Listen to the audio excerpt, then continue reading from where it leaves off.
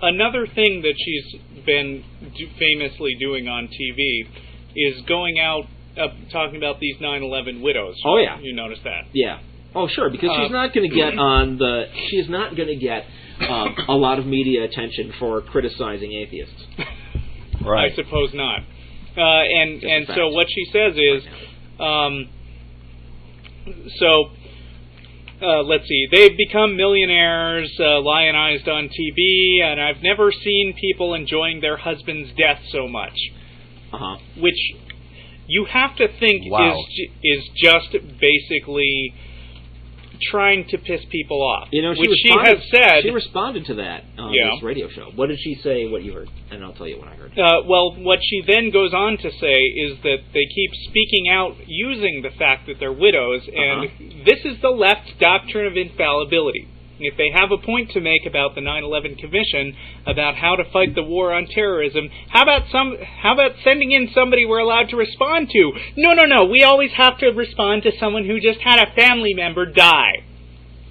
So her contention is that she's not allowed to respond to the widows because they're widows. Let's go there in just a second. Okay. What she said in defense of her statement about the 9/11 widows was that all she meant was that after the deaths, the widows were enjoying themselves. Not that the widows would have chosen for their husbands to die so that they could get this enjoyment. I don't see what the difference is particularly. Me neither. Right? Because, if somebody has a horrible personal tragedy, you know what I want for them? I want for something nice to happen to them and for them to be able to enjoy it. That is what I want. I don't see what the problem is. Now, getting back more directly to what she was talking... But that doesn't mean they enjoy being widows, which is sort of a subtle difference. It's what it sounds like. She says it's not what she meant, but I don't care. Even given what she said she meant, it's irrelevant. But on this whole thing of, you can't respond to them, I've heard a number of people responding to her by saying, who says you can't respond to them? That's what I say. You can respond to them. You're doing it. In fact, you are. Yeah, right. Yes. This book is a response to them. Right. And when you do it, what it shows is that you have no compassion whatsoever for these women. Wait. Yes? Let me make a difference here. Yeah. When she responds to their points, yes, no one will begrudge her that.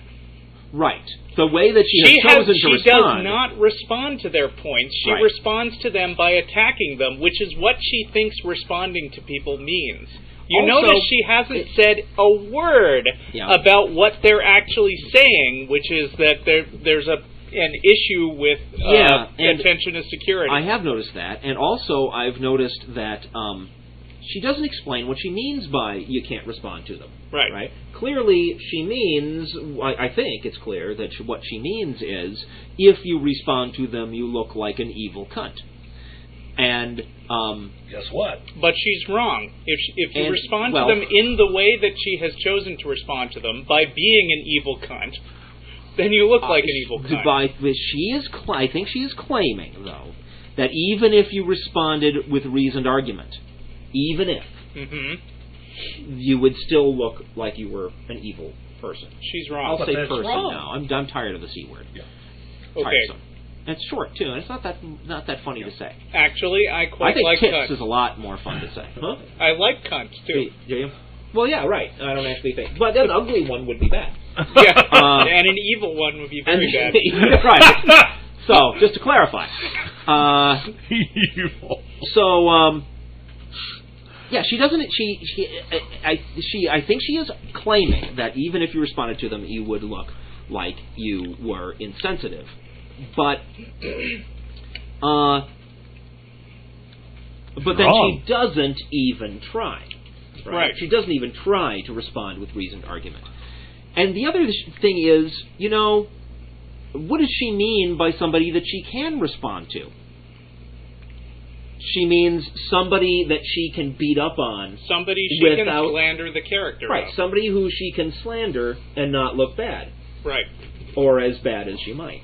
And so what she is telling the Democratic Party is, please only choose spokespeople that it is easy for me to mock. Right.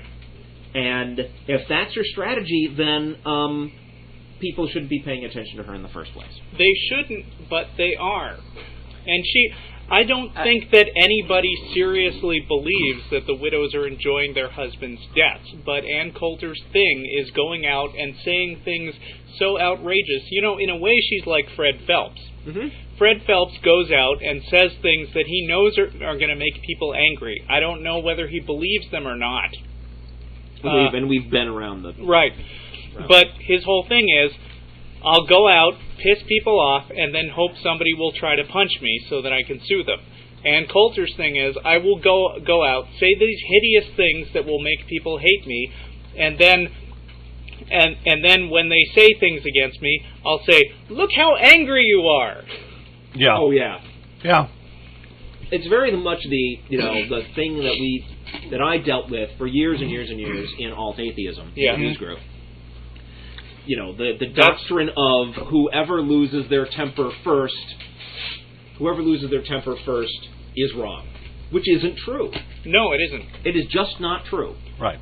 But is there a true perception that if you lose your temper, you may lose access to your critical faculties and make mistakes in your argument. Right. That may happen. That is a real risk. But it has nothing to do with the validity of your argument. Right. So there's that. But what I'm saying is Ann Coulter doesn't make serious arguments, yet she expects to be taken seriously. So she goes out there and says, hey, I've got big Republican bodyguards and Democrats are pussies, which is one of her jokes on Jay Leno. And the only possible response to that is, fuck you, you bitch. Yeah. Because it isn't a real point that demands a real counter-argument. Right. Now, another thing is, she complains about the Democrats getting behind spokespeople who have had these personal tragedies, right? Mm-hmm. Tragedies.